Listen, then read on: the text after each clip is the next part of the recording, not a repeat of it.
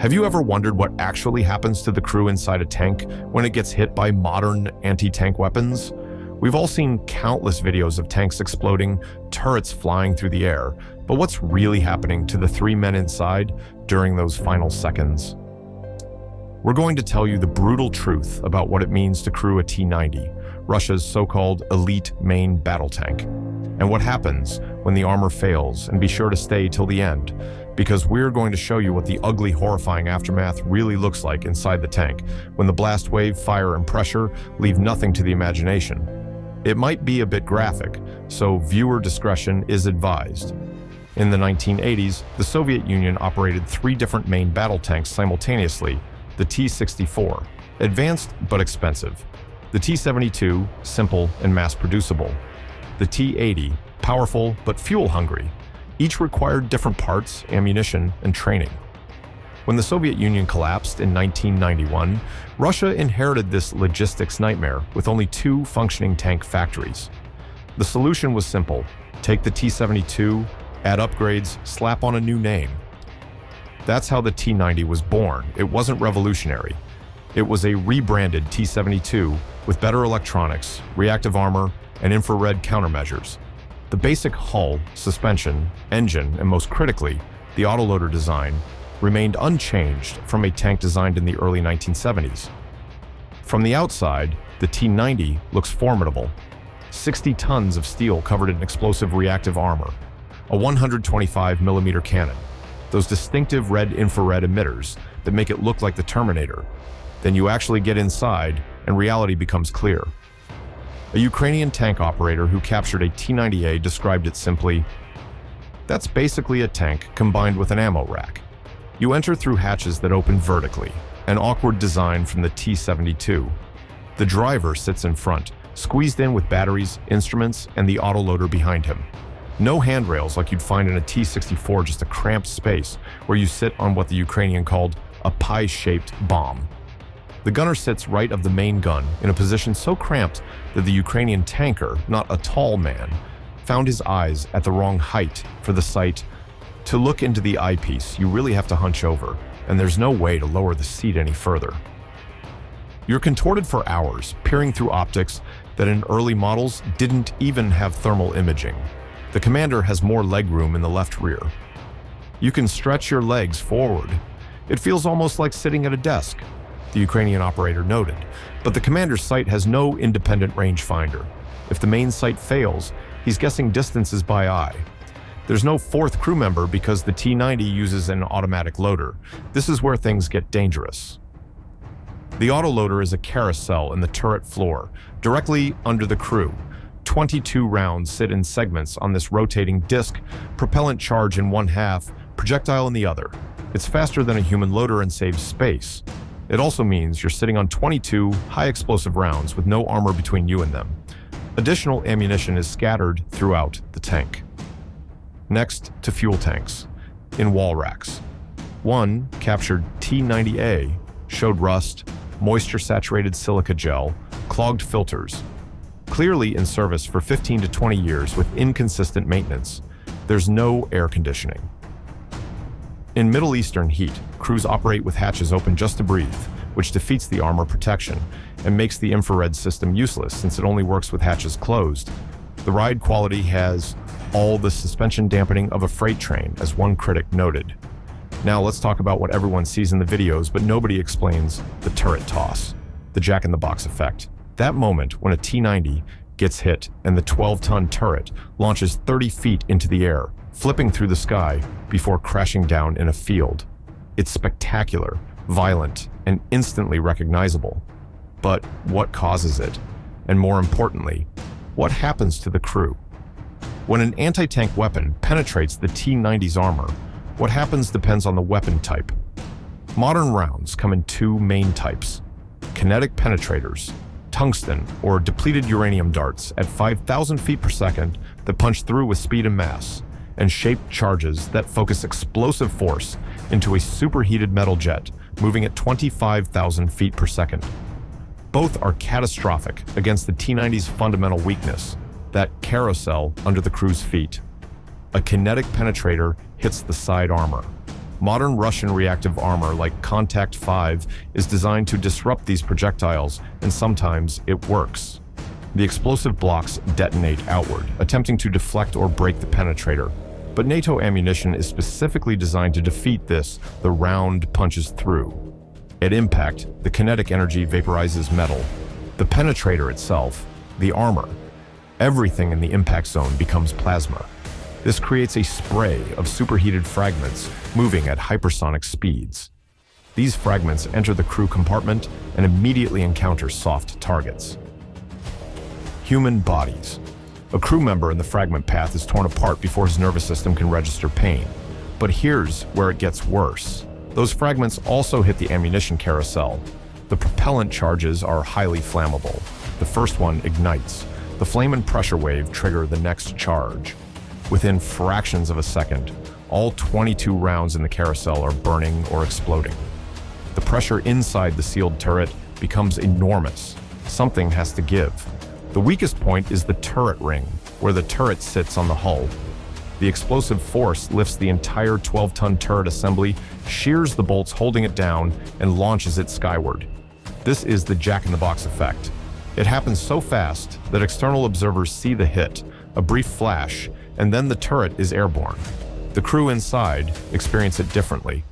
One Russian tanker who survived a non-penetrating hit described the sound.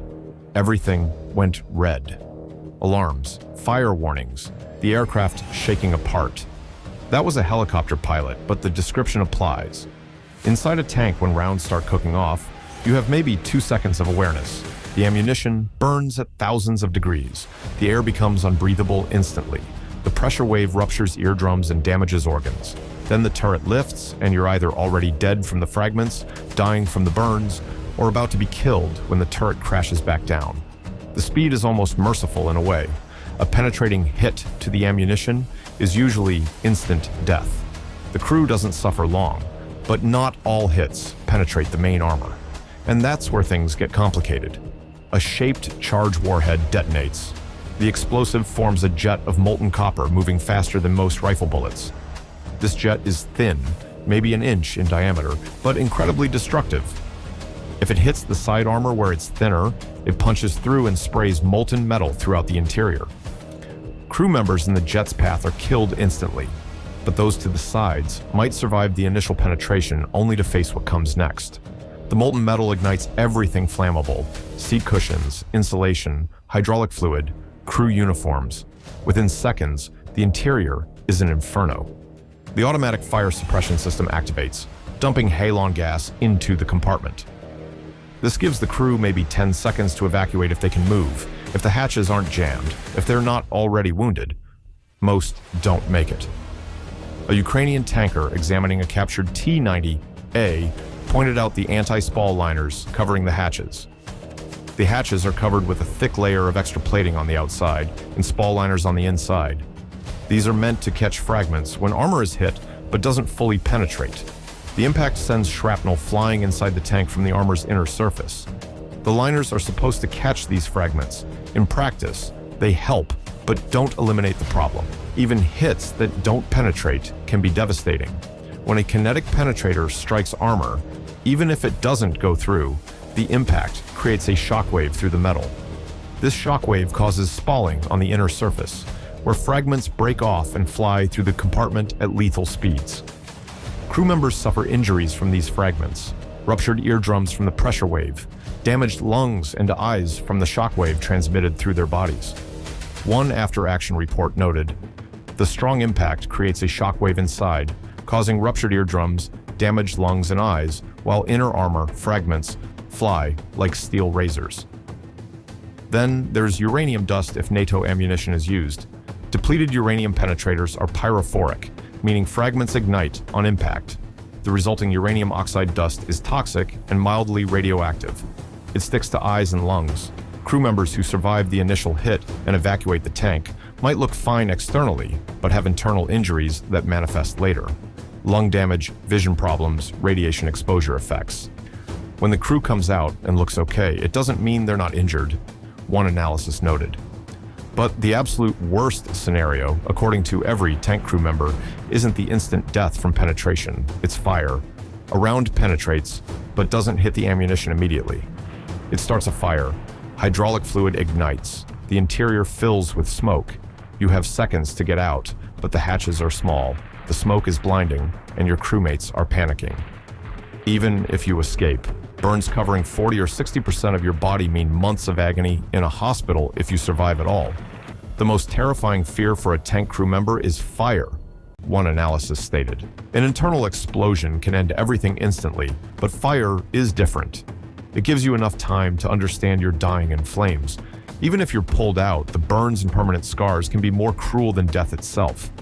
That's why every tank crew member fears fire more than artillery, because it's slow enough that you feel every last second of your life.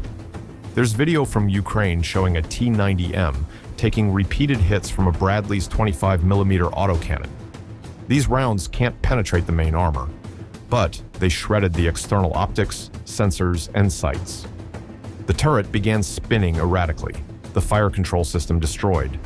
The crew lost situational awareness, couldn't aim, couldn't see threats. The tank threw track, trying to maneuver, and became immobilized. The crew evacuated, and the tank was destroyed by a drone. 2 crew members reportedly died. This shows that you don't need to penetrate the armor to kill a tank. Hit the right external components, and the crew inside becomes blind and helpless. The vulnerability isn't theoretical.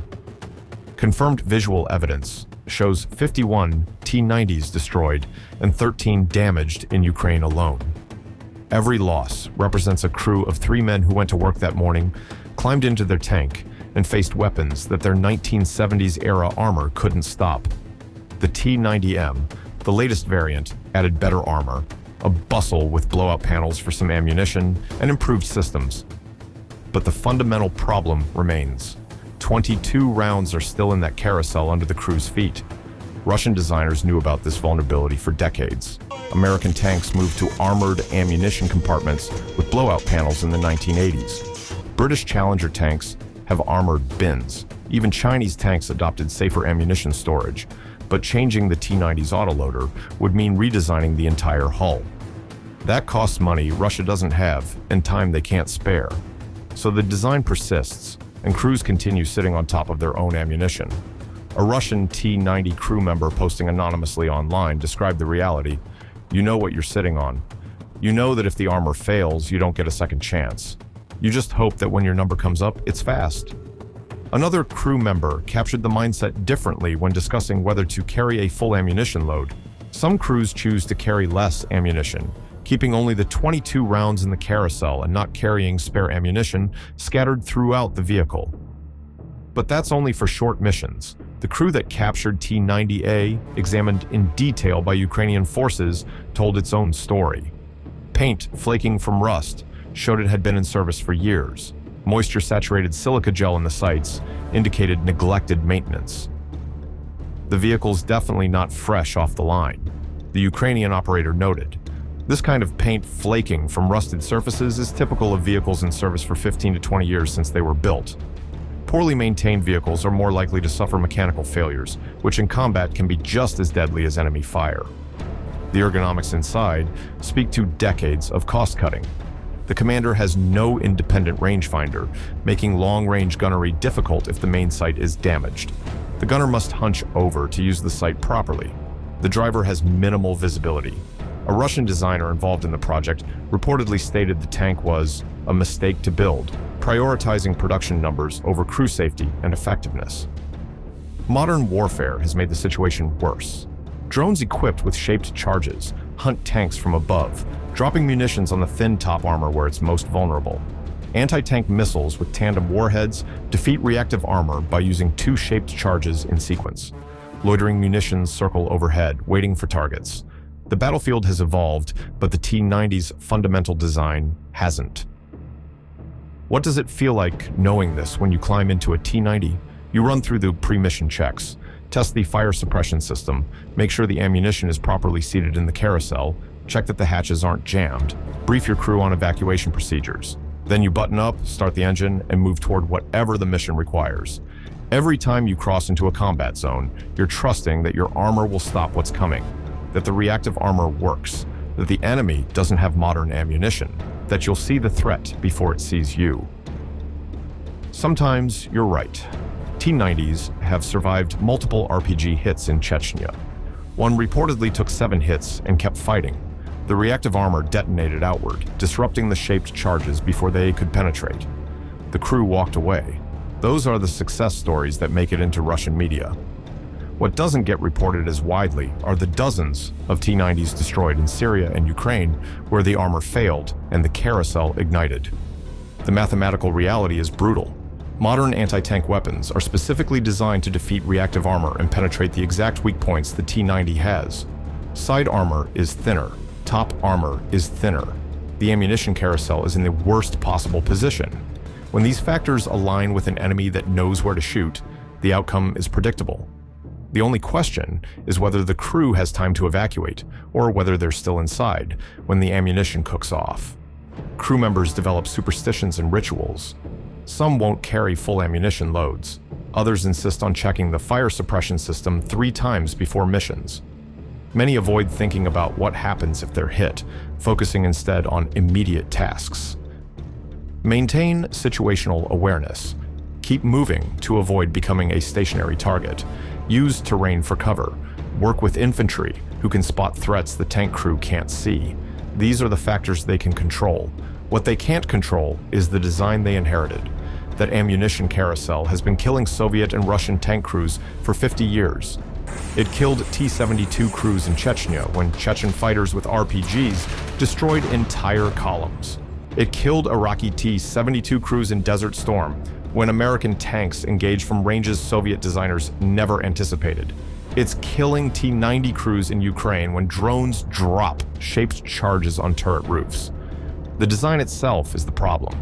An individual crew's skill can only mitigate, not eliminate, the vulnerability. For every T-90 destroyed in combat, 3 families receive notification that their son, husband, or father isn't coming home. Sometimes they can recover the bodies. Often they can't because the tank burned so thoroughly that there's nothing left to recover. One recovery crew member described the aftermath of a T-90 ammunition cook-off. Sometimes the result is terrifying, particularly for rescue crews who arrive after the battle. The interior is a charred shell, metal warped from heat, everything flammable consumed. The crew's remains unrecognizable. These are the realities that don't make it into the specifications and promotional videos. The brochures describe a modern main battle tank with advanced armor and firepower. They don't mention that the design puts crew survival behind production cost and mechanical simplicity. They don't explain that Western tanks moved past this design philosophy 40 years ago for good reasons. They definitely don't show what the interior looks like after a catastrophic ammunition fire. The T-90 continues serving because Russia doesn't have better options in sufficient numbers. The T-14 Armata was supposed to replace it with a completely new design featuring an unmanned turret and crew capsule separated from ammunition. But production problems and costs mean only a handful exist. So the T-90M remains the best tank Russia can field in meaningful numbers, and its crews continue climbing into a design that prioritizes firepower and production over their survival. This isn't unique to Russian tanks. Every tank design involves compromises between protection, firepower, mobility, and cost.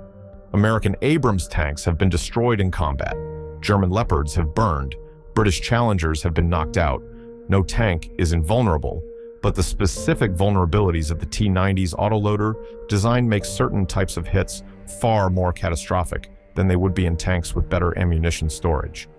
A penetrating hit to an Abrams' turret might knock out the gun and injure the crew. The same hit to a T-90 is likely to ignite the carousel and kill everyone inside. That difference matters to the 3 men whose lives depend on the armor stopping what's coming. When you're sitting in a T-90 watching drones circle overhead, you know your armor is one design decision away from being someone else's propaganda video. Modern tank warfare has become a nightmare of precision-guided munitions, top attack profiles, and weapons specifically engineered to defeat the exact armor configurations tanks carry. The T-90 enters this environment with 1970s armor schemes and that carousel full of ammunition under the crew. It's a mathematical problem. Eventually, the law of averages catches up.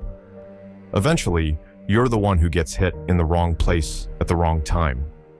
The crews know this. They're not stupid. They understand the vulnerabilities. They've seen the videos just like everyone else. They know what happens when the carousel ignites. And they climb into the tank anyway because that's the job, because their unit needs them, because someone has to crew these machines, because refusing isn't an option. So they run their pre-mission checks, they mount up, and they drive into combat zones, hoping today isn't the day their luck runs out.